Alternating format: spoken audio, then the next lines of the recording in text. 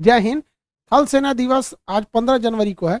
इस पे भारतीय नौसेना और थल सेना की भी ड्रेस को बदले गए हैं और भारत के ब्रह्मोस को पहला विदेश में भेजा गया है। ईएमआई पे कर्जा पे बेच दिए लोग। और एनटीपीसी ने किस तरह से बेहतरीन ढंग से लड़कों को बर्बाद किया है, इस सब को हम लोग समझते हैं। देखिए, भारत के पहले थल सेना जो प्रमुख थे केएम करियप्पा साहब, बहुत बेहतरीन सेनापति थे। तो इनका जो नियुक्ति हुई थी वो 15 जनवरी 1949 को भारत के पहले सेनाध्यक्ष मिले थे केएम करियप्पा साहब, पहले सीरियस भी थे। इन्हीं के याद में भारत जो है वो 15 जनवरी को थल सेना दिवस मनाता है, जो आज के दिन है।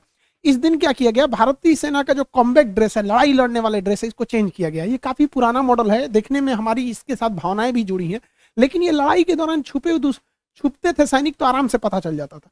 तो सेना में एक क्वालिटी होता है कैमोफ्लाज। कैमोफ्लाज मतलब होता है कि आप छुप सकते हैं, वातावरण के हिसाब से छुप जाना, वो कैमोफ्लाज कहलाता है। तो ये कैमोफ्लाज में अच्छा सेट नहीं होता था, इसलिए भारतीय सेना की ड्रेस को चेंज किया गया। ये झाड़ियों में, पत्थरों पे, रेगिस्तानों में कहीं भी अच्छे से सेटल हो सकता है। इसे डिजिटली हम लोग नया डिजाइन किए हैं। इसे डिजाइन करने का काम जो किया है national institute of fashion technology जो है चेन्नई, इसने बनाया है। ये काफी सोच समझ के इस ड्रेस को बनाया गया। ये ड्रेस काफी हल्का है, गर्मी के दिन में इससे ज्यादा गर्मी नहीं लगेगी, पसीना को वगैरह ज्यादा नहीं होगा। ठंडी के दिन में ना ही इसमें बहुत ज्यादा ठंड लगेगा, यानी दोनों में इको फ्रेंडली हो जाएगा, क्लाइमेट फ्रेंडली होगा। इस पे डिजिटल पैटर्न्स को बनाए गए हैं ताकि हर तरह जगहों में ये छुप जाए। 15 तरह के अलग अलग क्वालिटी के कपड़ों में से मर्ज करके इसे बनाया गया है, अलग अलग कैटेगरी के। ना ये सूती है, ना नाइलॉन है, ना कुछ है, एकदम स्पेशल कैटेगरी के 15 अलग अलग टाइप के हैं। 8 अलग अलग डिजाइन्स थे जिसमें इसको फाइनलाइज किया गया। इसमें अलग अलग टाइप के 4 पैटर्न है, 4 अलग अलग पैटर्न को मिला के इसे फाइनली बनाया गया है, जो इस बार शोकेस किया गया था हमारे परेड पे ही। जो थल सेना का 26 जनवरी का परेड तो अभी बाकी है, बट थल सेना दिवस में जो परेड होता है उसमें इसे शामिल किया गया, तो वो इस टाइप का दिखेगा यहाँ पर। तो ये काफी ज्यादा, देखिए, दिखने में आपको अलग टाइप का लग सकता है क्योंकि हमें इस टाइप की ड्रेस देखने की आदत नहीं है, लेकिन दुनिया के अन्य देशों के कंपेयर करके ही इसे बनाया गया। ये मॉडर्न आज के 21वीं सदी के लिए ये एकदम परफेक्ट है। इसमें कई सारे चेंजिंग है। पहले के ये जो ड्रेस थे ये रेगिस्तान में छुपेंगे तो स्पष्ट दिख जाएंगे। दूसरा, इसमें इन करना होता था शर्ट को, और 3 बटन ही आपके दिख सकते हैं, 3 से ज्यादा बटन नहीं दिख सकते। आप चाहे एनसीसी किए होंगे या फिर सेना में होंगे तो 3 बटन ही ऊपर के दिखते थे। अब जो आएगा उसमें इन करने की झंझट नहीं रहेगी। इससे क्या है कि सेना वालों को काफी रिलीफ मिलेगा, कहीं पहाड़ वगैरह पे चढ़ने में काफी आसानी होगी। बेल्ट लगाएंगे, बेल्ट अंदर रहेगा, आर्मी की बेल्ट बहुत जबरदस्त होती है, बट इन करने का झमेला नहीं रहेगा। दूसरा, ये कैमोफ्लाज। कैमोफ्लाज मतलब अगल बगल के जगह के हिसाब से हमारा ड्रेस दिखता है या नहीं, तो कैमोफ्लाज के हिसाब से ये बहुत बेस्ट है। जैसे यहाँ देखिए, ये सैनिक पहाड़ के अंदर से यहाँ पर यूएस आर्मी का ये ड्रेस है, तो इसमें अगर हम लोग ये वाला ड्रेस पहन के अगर गए रहते हैं तो कैमोफ्लाज अच्छे से नहीं हो पाता। और देखेंगे पहाड़ी या रेगिस्तानी एरिया में ये वातावरण के हिसाब से ये बेहतरीन ढंग से कैमोफ्लाज कर गया, लेकिन अगर ये वाला ड्रेस यहाँ पे अगर फिट किया जाएगा तो देखिए इजीली ये डिटेक्ट हो जाएगा। इसलिए कैमोफ्लाज अच्छा हो सके इसलिए आर्मी ने भी अपने ड्रेस को चेंज किया। हालांकि नेवी पिछले साल ही अपने ड्रेस को चेंज की थी। आप देखिए, आर्मी का ये कॉम्बैक्ट ड्रेस है, जबकि नेवी का कॉम्बैक्ट ड्रेस पिछले साल ही चेंज हो गया था। नेवी के ड्रेस में देखिएगा ब्लू वाला हिस्सा ज्यादा है। इससे क्या होगा कि अगर ये समुद्र वगैरह के एरिया में कहीं जाते हैं तो समझ में नहीं आएगा दुश्मनों को कि समुद्र है या वहां पे कोई कचड़ा वगैरह या पेड़ पौधा गिरा हुआ है। इससे छुपने में काफी ज्यादा सहूलियत हो जाएगी नेवी को। नेवी पिछले साल ही अपने ड्रेस को चेंज कर चुकी है। एयरफोर्स के ड्रेस को तो चेंज करने की जरूरत नहीं, वो लोग तो फाइटर प्लेन के अंदर रहते, वो जी सूट पहने रहते हैं। मेक इन इंडिया प्रोग्राम को बढ़ावा देने के लिए भारत सरकार ने लगभग 50,000 करोड़ के डील को कैंसिल कर दिया जो विदेश से आने थे। उनको अब स्वदेशी तौर पे अपनाया जाएगा, जिसमें सबसे पहला झटका अमेरिकी कंपनी को लगा है जिसका नाम है बोइंग कंपनी का P-8I पोसाइडन जहाज। अमेरिका बहुत ज्यादा काटसा एम के तहत भारत को कह रहा था कि S-400 मत लो, कमाओ, हेलीकॉप्टर मत लो, तो भारत सरकार ने भी ना मना कर दिया, जो ससुर हम तोरे नहीं लेंगे यहाँ पर। हालांकि दुनिया का सबसे बेहतरीन सबमरीन हंटर माना जाता है P-8I को। ये हवा में उड़ते ही क्या करता है, समुद्र में कहीं भी अंदर पनडुब्बियां रहती हैं तो उसे ये मार सकता है, तो इसे चेंज किया। एक्चुअली ये बहुत महंगा है, केवल 6 ठो का प्राइस 13,000 करोड़ है। तो भारत सरकार ने कहा कि भैया ये सारी चीजें इंडिया में ही बननी चाहिए, क्योंकि आपको पिछले वीडियो में एक बार बताए थे C295 हम लोग जो हॉक खरीद रहे हैं उसमें ही सब चीजों को हम लोग फिट कर सकते हैं। तो जो हम लोग 13,000 करोड़ कर रहे हैं वो हम लोग अगर इंडिया में बनाएंगे तो यही चीज की चीजें सेम टू सेम चीजें हम लोग को 7 से 8,000 करोड़ में बन जाएगी। दूसरा एक और चीज प्लान कैंसिल किया हो गया हम लोग का, कामाओ हेलीकॉप्टर। हालांकि ये बहुत बेहतरीन हेलीकॉप्टर है, ये भी सबमरीन हंटर है। इसके नीचे जो लगा होता है, ये लगा होता है रडार, ये नीचे से सबमरीन को पकड़कर डिटेक्ट कर लेता है सबमरीन कहां पर छुपी हुई है। लेकिन इसमें दिक्कत क्या था, काटसा एक्ट के तहत इसका इंजन सैफरॉन इंजन फ्रांस बना रहा था, तो अमेरिका ने फ्रांस को कह दिया कि तुम रूस को इंजन मत दो, तो रूस ने कहा कि हम दूसरा इंजन लगा के भारत को देंगे। भारत ने कहा तू सबसे दूसरा इंजन बनाएगा, वो कैसा होगा कैसा नहीं, प्लाने कैंसिल कर देते। हालांकि भारत को ये नहीं करना चाहिए था, क्योंकि कामाओ हेलीकॉप्टर काफी सस्ते थे। ये लगभग 6,000 करोड़ में हमको 150 हेलीकॉप्टर मिल रहे थे, तो बहुत सस्ता था, इससे सस्ता हेलीकॉप्टर नहीं था। तो ये काफी ज्यादा जरूरत था। हालांकि हम लोग चाहते तो फ्रांस से इंजन डायरेक्ट खरीद लेते, बॉडी खरीद लेते रूस से, कहते कि भैया हम रूस से खरीदे काम, तो बस असेंबल कर रहे हैं यहाँ पर, और फ्रांस दे भी देता। फ्रांस के साथ बहुत ज्यादा मतलब अमेरिका की दोस्ती नहीं चल रही है, ऑस्ट्रेलिया के मैटर को लेकर फ्रांस और अमेरिका में अभी दुश्मनी चल रही है।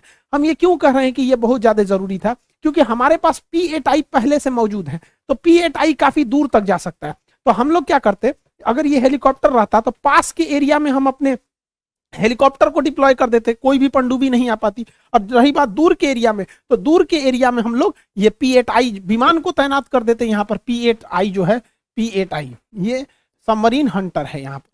तो आपको क्या लगता है, हम लोग को ये ले लेना चाहिए? हालांकि भारत सरकार अभी इस पर विचार कर रही है, मेक इन इंडिया के तहत इसे बनाया जाएगा। दूसरा, all train combat vehicle. All train का मतलब था कैसे भी जगह, उबड़ खाबड़, पानी, कीचड़, कहीं भी जाने वाला कॉम्बैक्ट जो गाड़ियां होती हैं, इसे भी भारत खरीद रहा था। लेकिन अभी भारत सरकार ने मना कर दिया, कहा कि हम इसे अब मेक इन इंडिया के तहत इंडिया में ही बनाना होगा, हम बाहर से इसे नहीं खरीदेंगे। इसमें सबसे अच्छा पहल टाटा ने किया है। टाटा इस तरह के कॉम्बैक्ट व्हीकल बना के देने के लिए तैयार है। और टाटा का लोहा ट्रक देखिए ना, टाटा का कितना मजबूत होते हैं सब, तो इसके लिए टाटा को सैल्यूट, उसने बहुत बेहतरीन काम किया यहाँ पर। दूसरा, quick reaction surface to air missile. SAM का मतलब होता है सरफेस टू एयर मिसाइल, जहाज को मार के गिराने वाले को सैम कहते हैं। लॉन्ग रेंज रहेगा तो LR सैम रहेगा, मीडियम रेंज रहेगा तो MR सैम रहेगा। बस लॉन्ग रेंज है तो LR रखिए, सैम सब में रहेगा surface to air. Medium range है तो MR सैम हो जाएगा, शॉर्ट रेंज है तो शॉर्ट रेंज हो जाएगा। एकदम फटाक से हमला करने वाला था, quick response surface to air missile. तो ये भी विदेश से खरीदा जा रहा था। इसमें सबसे आगे था इस दौड़ में इजराइल, लेकिन भारत ने कहा कि नहीं, इसे हम स्वदेशी तौर पर ही विकसित करेंगे। अच्छी बात है, ताकि हम लोग स्वदेशी तौर पर विकसित करेंगे तभी जाके हम लोग आगे जाके एडवांस कर पाएंगे। इसमें सबसे बड़ी कामयाबी मिली है ब्रह्मोस की। ब्रह्मोस दुनिया के सबसे तेज चलने वाली क्रूज मिसाइल है। इसको हम लोगों ने पहली बार विदेश में बेचना चालू कर दिया, और वो भी जिस देश को बेच रहे हैं उसे हम लोग ने कर्जा पे दे दिया कि भैया किस्तों में पैसा देना। तो ब्रह्मोस मिसाइल का रेंज जो है, अभी हमारे पास 290 किलोमीटर का रेंज है, लेकिन भारत MTCR का सदस्य हो गया है। जो भी देश MTCR का सदस्य नहीं है, मिसाइल टेक्नोलॉजी कंट्रोल रिलम, जो इसके सदस्य हैं, वही 300 किलोमीटर से ज्यादा मारक क्षमता की मिसाइलों को बना सकते हैं और बेच सकते हैं। तो भारत अब इसका सदस्य बन चुका है, लेकिन जब ब्रह्मोस बनाया जा रहा था तो उसका सदस्य नहीं था। तो हम लोग इस ब्रह्मोस मिसाइल को बेच रहे हैं। तो ये क्या चीज है भैया, इसकी स्पीड 3 मैक है। मैक का मतलब होता है ध्वनि से कितना गुना ज्यादा है, 2 मैक का मतलब ध्वनि से 2 गुना ज्यादा है। आप सब लोग को साउंड का स्पीड पता होना चाहिए। 330 मीटर पर सेकंड हम लोग इसको नापते हैं। हालांकि इसकी चाल की खोज लाप्लाक्स ने किया था। क्वेश्चन अक्सर पूछता है, ध्वनि की चाल की खोज लाप्लाक्स ने किया था, इसे V0 से दिखाते हैं। तो मैक का मतलब होता है ध्वनि की चाल से कितना तेज चल रहा है। तो इसकी रफ्तार 3 मैक है, यानी ये ध्वनि की चाल से 3 गुना। तो आप बताइए 330 का 3 गुना करेंगे तो 1000 से पार हो जाएगा यहाँ पर, यानी 1000 हो जाएगा। ये 1000 मीटर पर सेकंड, यानी ब्रह्मोस की चाल 1 किलोमीटर पर सेकंड होती है। 1 सेकंड में 1 किलोमीटर, इतना खतरनाक है। इसी को कहते हैं सुपरसोनिक। सुपरसोनिक का मतलब होता है जो ध्वनि की चाल से तेज चलती है, सुपरसोनिक मिसाइल है। और ये क्रूज मिसाइल है। देखिए क्रूज मिसाइल क्या होती है, ये हवा में पहले जाती हैं और उसके बाद मुड़ जाती हैं, इसे हम कहते हैं क्रूज मिसाइल। क्रूज मिसाइल बहुत ज्यादा दूर तक नहीं जा सकती हैं, लेकिन इसका फायदा ये होता है कि ये 50 मीटर से नीचे रहती हैं, जिस वजह से इसे दुश्मन का रडार पकड़ नहीं पाता है। ये इतने कम ऊंचाई पे होती है, इसलिए पेड़ वाली मिसाइल कहते हैं, ट्री मिसाइल कहते हैं। दुनिया के किसी भी लड़ाई में सबसे ज्यादा काम आती हैं, तो यही वाली मिसाइलें काम आती हैं। दुश्मन को पुल तोड़ना, ध्वस्त करना, ये बहुत ज्यादा जरूरी है। जबकि बैलिस्टिक मिसाइल देखिएगा तो ये दूर तक मार करती है। ये ससुरी पहले अंतरिक्ष में जाती है, या अंतरिक्ष में गया, उसके बाद लौट के आके मारती है, जैसे भारत का अग्नि। तो भैया इसका जरूरत ना बराबर है, और जिस दिन इसकी जरूरत पड़ गई ना, समझिए तृतीय विश्व युद्ध चालू हो गया। तो छोटे मोटे कॉन्फ्लिक्ट में हमें बैलिस्टिक की तो जरूरत नहीं पड़ेगी, क्रूज की ही जरूरत पड़ेगी। तो क्रूज मिसाइल के मामले में सबसे बेहतरीन है ब्रह्मोस। रूस और भारत ने बनाया, और इसको फिलीपीन खरीद रहा है। पूरी दुनिया का रूल है कि कोई भी देश अपने समुद्री सीमा से 200 नॉटिकल मील तक ही वो किसी भी एरिया को वो दावा कर सकता है, वहां पे समुद्र, कोयला, पानी, पेट्रोलियम, मछली को पकड़ सकता है। लेकिन चाइना कहता है कि ना हम 200 नहीं ससुरा, हम 900 किलोमीटर तक कब्जा करेंगे। उसका कहना है ना कि ये दक्षिणी चीन सागर सागर नहीं है, जमीन है, ये हमारा हिस्सा है, बहुत साल पहले ही जमीन था। तूने वहां बैल है। इस 9 डैश लाइन कहता है इसको, क्वेश्चन पूछेगा 9 डैश लाइन किस सागर में है? दक्षिणी चीन सागर, दुनिया का सबसे बड़ा समुद्र है। अब यहाँ पे ना जो छोटे छोटे द्वीप हैं सब, स्प्रेटले द्वीप और पैरासेल द्वीप, इस पर बताइए अमूमन तो ये होना चाहिए इन सारे देशों का, कहता नहीं उन मेरा है यहाँ पर, इसलिए ये इन लोगों को धमकाते रहता है। इसलिए फिलीपीन जो देश है ये, इसकी राजधानी मनीला है। मनीला जो है एशियाई विकास बैंक का मुख्यालय मनीला में, अंतर्राष्ट्रीय चावल अनुसंधान केंद्र भी मनीला में है। इसका दूसरा सबसे बड़ा द्वीप मिंडनाओ है। तो ये फिलीपीन जो है, फिलीपीन कहा कि भैया हमको ये चाइना की नेवी चली आती है, इस नेवी को मारने के लिए सबसे तगड़ा मिसाइल की जरूरत है। तो भारत से 3000 करोड़ रुपया में, कितना में? 3000 करोड़ रुपए में ये मिसाइल खरीद रहा है। सोचिए 3000 करोड़ कितना बड़ा इनकम है हम लोग के पास यहाँ पे, बेहतरीन 3000 करोड़ मिनटों में आ गया हम लोग के पास। यहाँ पे ब्रह्मोस मिसाइल लेगा और ये एंटी शिप वर्जन होगा। चाइना चिल्लाने लगेगा। अब चाइना के डर से वियतनाम भी कह रहा है हमको भी चाहिए। अब भारत वियतनाम को दे रहा है, चाइना को दे रहा है, तो इंडोनेशिया कर रहा हम कमजोर हो जाएंगे, तो इंडोनेशिया कर रहा हमको भी चाहिए, तो बुरनई कर रहा हमको भी चाहिए यहाँ पे, तो सिंगापुर कर रहा हमको भी दे दे रहे भैया। तो यहीं पे हम लोग करोड़ों रुपए कमा लेंगे इन्हीं देशों के पास में, क्योंकि फिलीपीन के पास दूसरा कोई बचाने वाला है नहीं। तो फिलीपीन लेने वाला है, वियतनाम ले रहा है, इंडोनेशिया, मलेशिया, ये तो कंफर्म है कि भारत से ये मिसाइल ले रहे हैं। इससे हम लोग को करोड़ों का फायदा हो जाएगा। इसके बाद अन्य देश भी इसको खरीदने के लिए इच्छा जताएंगे। और इसके यही नहीं, ये देखिए ये मिसाइल की सबसे बड़ी की खासियत क्या है कि ये मिसाइल सामने से फायर नहीं करती है। पहले हम लोग इसे सामने से फायर करते थे। इस टाइप की मिसाइलों में घाटा क्या होता है कि आपको जहाज का मुंह भी आगे ही रखना पड़ता है। जैसे मान के चलिए उधर दुश्मन का जहाज है, तो ऐसे मिसाइल थोड़ा आएगी, आपको जहाज भी घुमाना पड़ेगा। लेकिन भारत ने इसको इतना एडवांस बनाया है कि आगे अब रखने की जरूरत ही नहीं है। इसमें वर्टिकल लॉन्च है, पहले ऊपर चल जाएगा, उसके बाद कहिए कि किन्ने मुड़ना है। अब मान के चलिए 90 डिग्री चला गया, अब किधरों मोड़ दीजिए, उसको क्या फर्क पड़ता है। लेकिन अगर ऐसे रहेगा तो फिर पीछे तो नहीं मार सकता है, ये कहीं भी रहेगा 360 डिग्री पे मार सकता है। यही वाला खरीद रहा है लोग, पूरी दुनिया का सबसे तेज। और ये क्रूज मिसाइल है बेहतरीन। भारत के पास जो है वो तो स्टील थे, रेडारों में नहीं आएगा। तो हम लोग का नेवल वर्जन तैयार है और एयरफोर्स वाला भी वर्जन तैयार है। तो अगर वो नेवी का खरीदा है तो अगले दिन एयरफोर्स का भी खरीदेगा। एयरफोर्स के अलावा जमीन पर भी मार करने वाला अवेलेबल है, ये भी खरीदेगा वहां पे। अब पानी के अंदर से बताइए तो मिसाइल कहां से आया है? तो पानी के अंदर कोई पनडुब्बी होगी, वही छोड़ी है यहाँ पे। हमारे पास हर टाइप का ब्रह्मोस है। तो भारत पहली बार, बचपन में हम लोग देखते थे भारत खाली हथियार खरीद रहा है, अब इतना खुशी होता है कि भारत हथियार अब बेच भी रहा है। आसियान देशों में ब्रह्मोस बेचने के बाद भारत का अगला टारगेट रहेगा ये ब्राजील और अर्जेंटीना में इसको बेचना। ये अगर इसको बेचेंगे तो हम लोग के पास बहुत ज्यादा डिफेंस को बेच के फायदे हो जाएंगे। देखिए आज वायुसेना ने भी अपना रिपोर्ट को पब्लिक कर दिया। जो हमारे सीडीएस बिपिन रावत सर का तमिलनाडु के कुल्लूर में जो MI-17 V5 हेलीकॉप्टर क्रैश किया था, इसका ब्लैक बॉक्स के जो भी जांच किया गया, इसमें जो भी वॉइस को देखा गया, इसके आधार पर बताया गया कि किसी भी प्रकार का मैकेनिकल या टेक्निकल फेलियर इसमें नहीं देखा गया था। कारण बताया गया कि इसमें अचानक से घना कोहरा इतना तेज छा गया कि पायलट की विजुअलिटी पूरी तरह से खत्म हो गई। और पायलट की विजुअलिटी खत्म होने के बाद ये टकरा गए और एक कैजुअलिटी हुई। हमने अपना एक महान योद्धा को खो दिया, तो उसका एक दुख था।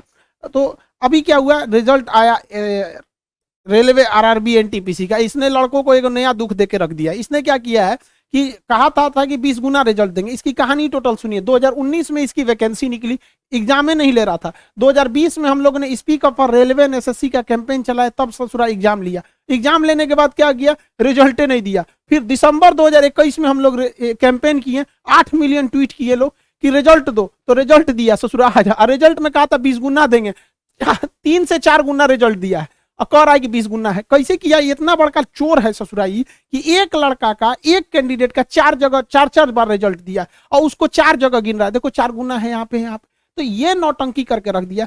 हम इसका एकदम जीता जागता हम आपको लाइव एग्जाम्पल देते हैं। यहाँ पे देखिए, जैसे देखिए PK सर है, मैथ पढ़ाते। पहले ये धनबाद में रेलवे डिपार्टमेंट में थे, नौकरी छोड़ के आए, लड़कों के लिए मैथ वाला बताए। 2019 में अमूमन क्या होता है, पैटर्न जानने के लिए भी फॉर्म भर देते हैं। तो सर भी फॉर्म भरे थे, इनका रिजल्ट 3 जगह दिया है। खुद नौकरी छोड़ के आ रहे हैं, यहाँ भी रिजल्ट दिया है, यहाँ भी दिया है, यहाँ भी दिया है, जबकि सर को कहीं नौकरी नहीं करना। वो अमूमन आदमी ऐसे भर देता था कि चलो पैटर्न को देखना है। और ये 2019 का है, ये 2022 में किसको पता रहता है क्या होगा क्या नहीं रहेगा। तो एक आदमी का 3-3 4-4 जगह रिजल्ट दे रहा है। अब सर को तो ऑलरेडी जॉब छोड़ के आए हैं और उसके बाद से कहाँ जॉब करेंगे, इनका 3-3 जगह रिजल्ट दिया, बताइए। अरे भैया पहले रिजल्ट दे देते, सबका एक लिस्ट निकालते, जिसका जैसा नंबर उस हिसाब से रिजल्ट देना चाहिए था, लेकिन नहीं, सोच रहा एक के बार में 3 आदमी का दे दिया, बाद में सिलेक्शन एक ही जगह का होगा। यहाँ पे जो सीट बच जाएगी उस सीट को बेच दिया जाएगा ब्लैक में, वहां पे यही तो हो जाता है यहाँ पे। रेलवे वाले भी सब पिकुलियर है, पिकुलियर नहीं वो कहिए पिकुलियर के पावर एन है। जैसे हम लोग सर एग्जाम में बैठते रहते हैं कि पैटर्न देखते हैं कि जो स्टूडेंट को पढ़ा रहे हैं वो उस पैटर्न पर आ रहा है कि नहीं, और क्या दिया जाए। तो हम दिए, तो ये देखिए तीनों जगह हमको दिया गया। जिस प्रकार के पीछे बार जो एनटीपीसी में दिया रिजल्ट, जैसे पहले पीटी लिया गया, उसके बाद फिर पीटी में सबका रिजल्ट हुआ, उसके बाद मेंस में फिर साइको दीजिए अपना पोस्ट बाय पोस्ट, जिनका टाइपिंग था वो टाइपिंग दिया। लेकिन अभी क्या किया कि सर पहले ही बार पीटी में ही पोस्ट वाइज कर दिया। लेकिन ऐसे सरकार को नहीं करना चाहिए था, रेलवे चेयरमैन को मेन था कि सर पहले पीटी में सबका क्लियर कर देता। 20 गुना सिर्फ नाम मात्र का, लगभग 3 से 4 गुना। जैसे एक ही विद्यार्थी को 5 बार गिना जा रहा, तो 4×5 20 गुना उसी को कर दिया। देखिए इसमें एक और समस्या क्या है, इंटर वालों को तो पूरा बर्बाद कर दिया है। इंटर वालों को तो मतलब ऐसा बर्बाद किया जिसका कोई हद नहीं। ग्रेजुएशन वालों को तो थोड़ा बहुत बक्सा भी है इस वजह से। देखिए दूसरा है कि हम लोग जो 3 टीचर पॉलिसी थी कि भाई एक पहले हम पढ़ा देते थे, सारे टीचर पहले एक बार पढ़ाते, फिर दूसरे टीचर आएंगे उसको रिवीजन कराएंगे, तीसरे टीचर आके उससे क्वेश्चन पूछेंगे। और जो ऑफलाइन में आएंगे लड़के उनके लिए तो 4 टीचर पॉलिसी रखे, एक स्पेशल टीचर लाठी लेके खाली पीटने के लिए वहां पर। लेकिन बड़ा तकलीफ होता है इतना मेहनत करने के बाद भी लड़कों के लिए, जब जानबूझ के बर्बाद किया जाता है इस तरह से, तब काफी ज्यादा तकलीफ होती है। यहाँ पे लड़कों के लाइफ से खेल रहा है। और इसके लिए लड़के आप टेंशन नहीं लेंगे, आपके एग्जाम के लिए रिजल्ट के लिए हम लोग साथ खड़े थे। आपका जब फोटो रिजेक्ट किया था, जो काले लड़के थे उनका फोटो रिजेक्ट कर दिया था, 4-4.5 लाख लड़कों का, 3 महीना लड़ा आदमी, लेकिन रिजल्ट वापस लेके आया था, उनका मॉडिफिकेशन लिंक।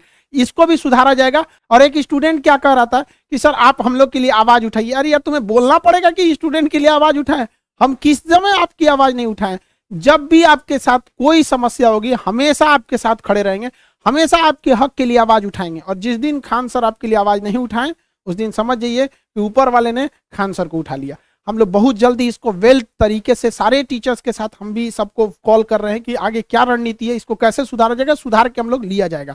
आई होप आप अपना उम्मीद नहीं खोएंगे, आगे फिर से जो नेक्स्ट एग्जाम है उसके लिए भी तैयारी में लगे रहेंगे। मिलेंगे नेक्स्ट क्लास में। जय हिंद।